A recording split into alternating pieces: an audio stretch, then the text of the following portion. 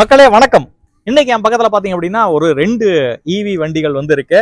So இப்போ market வந்து பயங்கரமா சேஞ்ச் ஆகிக்கிட்டு இருக்கு. நிறைய பேர் வந்து இந்த ரன்னிங் காஸ்ட்டை கம்மி பண்றதுக்கு எந்த வண்டிக்கு போகலாம் அப்படின்னு சொல்லி மூவ் ஆக ஆரம்பிச்சுக்கிட்டு இருக்காங்க. அதுலயும் குறிப்பா ஒரு நாளைக்கு பாத்தீங்கன்னா இவ்வளவுதான் கிலோமீட்டர்ஸ் ஓட்டு போறோம் அப்படின்னு சொல்லி பிக்சடா ஒரு கிலோமீட்டர் வந்து தெரிஞ்சிருச்சு அப்படின்னா எய்தர் அவங்க வந்து சிஎன்ஜிக்கோ இல்லைன்னா வந்து இவிக்கோ தான் மாறிக்கிட்டு இருக்காங்க.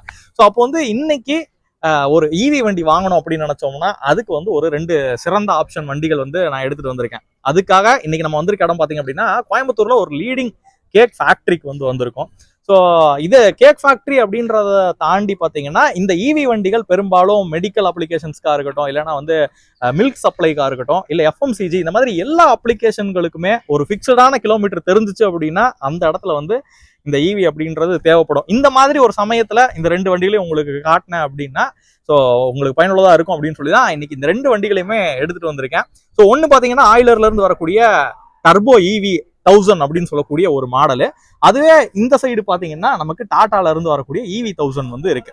ஸோ அது அப்படியே டாடா ஏஸோட பாடியில கேரி ஃபார்வர்ட் பண்ணி கொண்டு வந்த ஒரு இவி வெஹிக்கிள். இது வந்து நம்ம 2024ல ஸ்ட்ராம் இவின்னு சொல்லிட்டு ஒரு வண்டி வந்து ஃபர்ஸ்ட் டைம் லான்ச் பண்ணியிருந்தாங்க. அதுக்கப்புறம் வந்து இந்த வண்டி வந்து மார்க்கெட்டுக்கு வந்துச்சு. நல்ல ஒரு வரவேற்பு வந்து மக்கள் கிட்ட இருக்கு இந்த வண்டிக்கும். அதனால இந்த 2 வண்டிகளை காட்டணும் அப்படின்னு சொல்லி நம்ம எடுத்துட்டு வந்திருக்கோம். ஸோ இந்த வீடியோ பாத்தீங்க அப்படின்னா ஆயிலர் கூட சேர்ந்து ஒர்க் பண்றோம். இப்போ இந்த வண்டி எப்படி இருக்கு அப்படின்றத ஃபர்ஸ்ட் தெளிவா வந்து பாத்துருவோம். இந்த வண்டி எப்படி இருக்கு, அதே மாதிரி டிரைவர் கம்ஃபர்ட் எப்படி இருக்கு, உள்ள பின்னாடி வந்து கார்கோ பாடியில என்ன ஸ்பெஷாலிட்டிஸ் இருக்கு அப்படின்றத முதல்ல பாத்திரலாம் வாங்க. ஸோ இந்த வண்டியை பொறுத்த வரைக்கும் பாத்தீங்க அப்படின்னா ஒரு 3 வேரியன்ட்ல நமக்கு கிடைக்குதுங்க. ஒன்னு சிட்டி, அதே மாதிரி ஃபாஸ்ட் சார்ஜ்னு ஒரு ஆப்ஷன், அது போக பாத்தீங்கன்னா மேக்ஸ் அப்படின்னு சொல்லிட்டு ஒரு ஆப்ஷன், 3 ஆப்ஷன் வந்து அவைலபிளா இருக்கு. இந்த டெக் லென்த்தை பொறுத்த வரைக்கும் பாத்தீங்கன்னா 8.3 அடி நீளம் இருக்க மாதிரியும் ஒரு 5 அடி வந்து அகலம் இருக்க மாதிரியும் இந்த டெக் லென்த் வந்து வருது. இதுல பிக்ஸ்டு சைட் டெக் வேணும் அப்படின்னா பிக்ஸ்டு சைட் டெக், இந்த மாதிரி டெலிவரி வேனு, அது போக ஹை சைட் டெக் அப்படின்னு சொல்லிட்டு ஆப்ஷன்ஸ் வந்து நமக்கு இந்த டர்போ இவி 1000ல கிடைக்குது. மற்றபடி பாத்தீங்கன்னா இந்த வண்டியும் அந்த வண்டியும் டயர் சைஸா இருக்கட்டும் R13 அப்படின்ற ஒரு டயர் சைஸ் வந்து கொடுத்துருக்காங்க. இதுல வந்து பார்க்கலாம். அதே மாதிரி சஸ்பென்ஷன் எல்லாமே வந்து லீஃப் ஸ்ப்ரிங் சேம். இந்த வண்டிக்கும் அந்த வண்டிக்கும் எல்லாமே டயரு சஸ்பென்ஷன் எல்லாமே சேம் தான். ஸோ அப்போ வந்து லோடிங் அப்படின்றது ஆல்மோஸ்ட் நல்ல ஒரு லோடிங் வந்து பண்ண முடியும். அதே மாதிரி இந்த 2 வண்டியுமே கிட்டத்தட்ட ஒரே கேட்டகரியில உள்ள வண்டி தான். 1 டன் பேலோட் அப்படின்றது இந்த 2 வண்டிகளையும் நம்மளால ஏத்திக்க முடியும். ஸோ அடுத்ததா பாத்தீங்க அப்படின்னா இந்த வண்டிக்கு வருவோம். ஸோ இதுல பாத்தீங்க அப்படின்னா இந்த வண்டியோட தொட்டி ஒரு ஆல்மோஸ்ட் பாத்தீங்கன்னா ஒரு 7.3 அடி நீளம் இருக்க மாதிரியும் 5 அடி அகலம் இருக்க மாதிரியும் உங்களுக்கு வண்டியோட கார்கோ பாடி வந்து கிடைக்குது. ஸோ இதுல பாத்தீங்க அப்படின்னா உங்களுக்கு பிளாட் பெட்டா வேணும் அப்படின்னா பிளாட் பெட் வாங்கிக்கலாம். அதே மாதிரி இந்த மாதிரி கண்டெய்னர் வேணும் அப்படின்னா கண்டெய்னர் வாங்கிக்கலாம். அந்த மாதிரி ஆப்ஷன்களும் இதுல வந்து கிடைக்குதுன்னு வச்சுக்கோங்களேன். ஸோ அடுத்ததா இந்த வண்டியை ஓட்டக்கூடிய டிரைவர் கம்ஃபோர்ட், டிரைவருக்கு ஏற்ற கம்ஃபோர்ட் வந்து இந்த கேபின்ல எப்படி இருக்கு அப்படின்றத நம்ம பார்க்கணும். ஸோ இது வந்து 2 வண்டிகளுமே பாத்தீங்கன்னா D+1 அப்படின்னு கேட்டகரியில வரக்கூடிய ஒரு கேபின் வந்து இதுல கொடுத்துருக்காங்க. ஸோ அடிஷனலா இதுல பாத்தீங்க அப்படின்னா உங்களுக்கு வேரியன்ட் வந்து நீங்க ஹையர் வேரியன்ட்டுக்கு போக போக உங்களுக்கு இதுல power steering, electronic power steering அப்படின்றது இந்த வண்டியில வந்து கொடுத்துருக்காங்க. ஸோ அது ஒரு பிளஸ் பாயிண்ட். அது போக ஒரு நல்ல ஒரு ஸ்பேஷியஸான ஒரு கேபினும் இதுல இருக்கு. இதுல பாத்தீங்க அப்படின்னா நம்ம டாடா ஏஸ் பார்த்துருப்போம்ல, சேம் அதே கேபின் வந்து இதுல கொடுத்துருக்காங்க. ஸோ அந்த ஒரு கேபின் வந்து உங்களுக்கு ஆல்ரெடி எக்ஸ்பீரியன்ஸ் இருந்திருக்கும். ஸோ அதனால அதே சேம் கேபின் வருது அப்படின்றத நீங்க தெரிஞ்சுக்கோங்க. ஸோ ஃபைனலா இப்போ இந்த 2 வண்டிகளோட காஸ்ட் என்ன வருது அப்படின்றத நம்ம தெரிஞ்சுக்கலாம். இந்த டர்போ இவி 1000 பாத்தீங்கன்னா ஆரம்ப விலையா வந்து ஒரு 6 லட்சம் ரூபாய் பட்ஜெட்ல ஒரு பேஸ் வேரியன்ட் வண்டி வந்து நம்மளால வாங்க முடியும். ஸோ அதுக்கப்புறம் வந்து உங்களுக்கு ஆப்ஷன்ஸ் எக்ஸ்ட்ரா வேணுங்கும் போது அடுத்தடுத்த வேரியன்ட்டுக்கு வந்து நீங்க போய்க்கலாம். ஸோ இதுல பாத்தீங்க அப்படின்னா பெரும்பாலும் எல்லா காஸ்ட்டுமே ஒரு பேஸ் வேரியன்ட்டோட காஸ்ட்டே வந்து ஒரு 10.5 லட்சம் ரூபாய் அப்படின்ற ஒரு பட்ஜெட்ல வந்து ஆரம்பிக்குது. ஸோ அதே மாதிரி இந்த காஸ்ட் டிஃபரன்ஸ் எதனால அப்படின்றத நம்ம தெரிஞ்சுக்கலாம். ஸோ ஒன்னு பாத்தீங்க அப்படின்னா இந்த வண்டியோட பேட்டரி, அது போக மோட்டார் வந்து இதை நம்ம சொல்லலாம். ஸோ இந்த வண்டிகளோட பேட்டரி பாத்தீங்க அப்படின்னா 15.3 கிலோவாட் அவர் பேட்டரியில இருந்து 19.2 கிலோவாட் அவர் பேட்டரி வரைக்கும் நமக்கு வந்து ஆப்ஷன்ஸ் அப்படின்றது இருக்கு வேரியன்ஸ் பொறுத்து. ஸோ அதே மாதிரி இதுல கொடுத்துருக்கூடிய மோட்டார் பாத்தீங்கன்னா permanent magnet synchronous motor. So இது அதிகபட்சமா 120 நியூட்டன் மீட்டர் டார்க்கையும் அதே மாதிரி ஒரு 20 HP பவரை ப்ரொடியூஸ் பண்ற மாதிரி ஒரு மோட்டார் வந்து இதுல கொடுத்துருப்பாங்க. ஸோ அதே மாதிரி இந்த வண்டியில பாத்தீங்க அப்படின்னா 130 நியூட்டன் மீட்டர் டார்க்கும் அதே மாதிரி உங்களுக்கு வந்து ஒரு 36 HP பவரை ப்ரொடியூஸ் பண்ற மாதிரியான ஒரு மோட்டார் கொடுத்துருப்பாங்க. 21.3 கிலோவாட் அவர் பேட்டரி அப்படின்றது இதுல வரும்.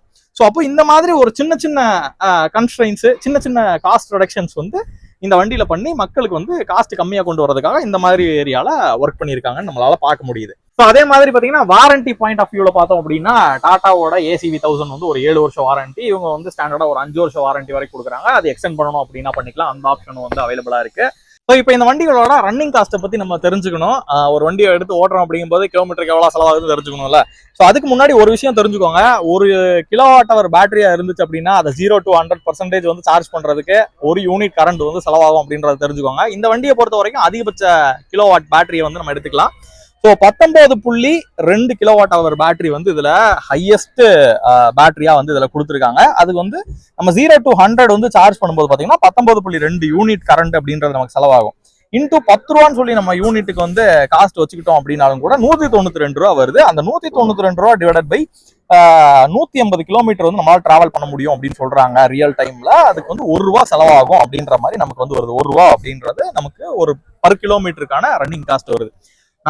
நான் பாட்டுக்கு வந்து உங்களுக்கு கிலோமீட்டருக்கு எவ்வளவு செலவாகுன்றது சொல்ல ஆரம்பிச்சிட்டேன் ரேஞ்சு சொல்றதுக்கு முன்னாடியே. இந்த வண்டியோட அராய் கிளைம்டு ரேஞ்ச் அப்படின்றது 197 கிலோமீட்டர். இது பாத்தீங்க அப்படின்னா அராய் கிளைம்டு ரேஞ்ச் 161 கிலோமீட்டர் அப்படின்றது இருக்கு. ஆல்மோஸ்ட் ரியல் டைம்ல பாத்தீங்கன்னா இது வந்து 180 கிலோமீட்டர்ஸ் அப்படின்றது அச்சீவ் ஆகும் அப்படின்னு சொல்றாங்க. அதே மாதிரி இது பாத்தீங்கன்னா ஒரு 150 அப்படின்றது அச்சீவ் ஆகும். ஸோ இப்போ இதுல உங்களுக்கு இந்த வண்டிக்கு வந்து வருவோம். இது பாத்தீங்கன்னா 21.3 கிலோவாட் அவர் பேட்டரி அப்படின்றது கொடுத்துருக்காங்க. பேஸ் வேரியன்ட்ல இருந்து இது ஒரே ஒரு பேட்டரி ஆப்ஷன் 21.3 கிலோவாட் அவர் பேட்டரி. ஸோ இதை வந்து நம்ம சார்ஜ் போடுறோம் அப்படிங்கும்போது 21.3 யூனிட் அப்படின்றது கரண்ட் வந்து பிடிக்கும். ஸோ இன்டூ 10 ரூபா போட்டோம் அப்படின்னா 213 ரூபா. ஸோ 213 ரூபான்றது 0 to 100க்கு வந்து சார்ஜ் ஆகுது. டிவைட் பை நம்ம வந்து ஒரு 150 கிலோமீட்டர் வந்து டிராவல் பண்றோம் அப்படிங்கும்போது ஒரு 1.4 ரூபா அப்படின்றது 1.25 ரூபா இல்லைன்னா வந்து 1.5 ரூபா அப்படின்றது பர் கிலோமீட்டருக்கு நம்ம செலவு பண்ற மாதிரி இருக்கு இந்த வண்டியில. ஸோ இப்போ இந்த EV 1000 இருக்கட்டும் இல்ல டர்போ EV 1000 இருக்கட்டும், இந்த ரெண்டு வண்டிகளுமே இப்போ வந்து உங்களுக்கு ஆப்ஷனா வந்து இருக்கு.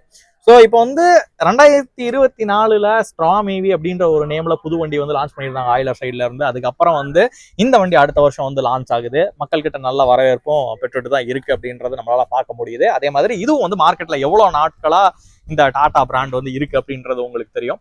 ஸோ அதனால வந்து இப்போ ஃபாஸ்டா வந்து சர்வீஸ் நெட்வொர்க்கை வந்து க்ரோ பண்ணிட்டு இருக்காங்க. இவங்க கிட்ட வந்து ஆல்ரெடி சர்வீஸ் நெட்வொர்க்ஸ் இருக்கு ஆல்ரெடி. ஸோ இந்த மாதிரி நிறைய விஷயங்கள் வந்து இருக்கும்போது நீங்க வந்து வண்டியை வந்து டெஸ்ட் ட்ரைவ் பண்ணி பாருங்க. ரெண்டு வண்டிகளுமே வந்து டெஸ்ட் ட்ரைவ் பண்ணி பாருங்க. ஒவ்வொரு வண்டியுமே பாத்தீங்க அப்படின்னா இப்போ இது பட்ஜெட் ஜாஸ்தி அப்படின்றதுனால இது குறைச்ச வண்டி அப்படின்னு நம்ம சொல்ல முடியாது.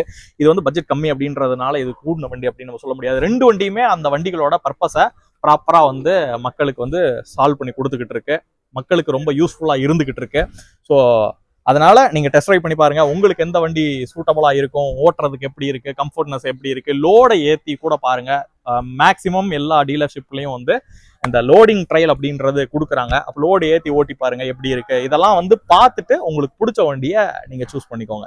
காய்ஸ் இப்போ வந்து இந்த EV யூஸ் பண்ணிக்கிட்டு இருக்கக்கூடிய சிவகுமார் அண்ணா நம்ம கூட இருக்காங்க. அண்ணா ஹாய், எப்படி இருக்கீங்க? நல்லா இருக்கேங்க. நீங்க நல்லா இருக்கீங்களா? நல்லா இருக்கேன், நல்லா இருக்கேன். சரி, இப்போ நார்மலா ஒரு EVன்னு எடுத்துக்கிட்டீங்கன்னு வச்சுக்கோங்களேன். உங்ககிட்ட வந்து டீசல் வண்டியும் இருக்கு, EV வண்டியும் இருக்கு. ஆமா சார். டீசல் வண்டி வந்து ஒரு நாளைக்கு எவ்வளவு கிலோமீட்டர் ஓட்டுறீங்க? EV வண்டி எவ்வளவு கிலோமீட்டர் ஓட்டுறீங்க? டீசல் வண்டி எடுத்தீங்கன்னா நாங்க 80ல இருந்து 90 கிலோமீட்டர் வரைக்கும் ஓட்டுவோம். EV வண்டி எடுத்துக்கிட்டா நாங்க மினிமம் 90ல இருந்து 120 கிலோமீட்டர் வரைக்கும் ஓட்டிட்டு இருக்கோம். Okay okay. இப்போ EV வண்டி வந்து ஓட்டுறீங்கன்னு வச்சுக்கோங்களேன். ஸோ உங்களுக்கு முன்னாடியே இந்த EV வண்டி வாங்குறதுக்கு முன்னாடியே ஒரு நாளைக்கு இவ்வளவுதான் கிலோமீட்டர் வந்து ஓட போகுதுன்னு தெரிஞ்சிருக்கும். ஆமாங்க. அப்படிதான் வந்து எடுத்திருப்பீங்க. அப்படிங்கும்போது காஸ்ட் சேவிங்ஸ் அப்படின்றது எவ்வளவு இருக்கு? அதுக்கு எவ்வளோ, அதாவது அந்த வண்டியை கம்பேர் பண்ணும்போது காஸ்ட் சேவிங் இருக்கா? இருக்குங்க சார், நிறையவே இருக்கு. ஓகே, டிஃபரெண்ட் நல்லாவே தெரியுது. இருந்தாலும் EVயும் நாங்கள் ரெண்டுமே தான் மேனேஜ் பண்ணிட்டு டீசல் வண்டியை நாங்கள் மறுபடியும் EV போடலான்னு இருக்கோம். இந்த ரெண்டு வண்டி. ஓகே, இன்னும் EV எடுக்கிற பிளானும் இருக்கு? பிளான் இருக்கு. ஓகே, சரி, ஓகேண்ணா. அண்ணா நன்றி.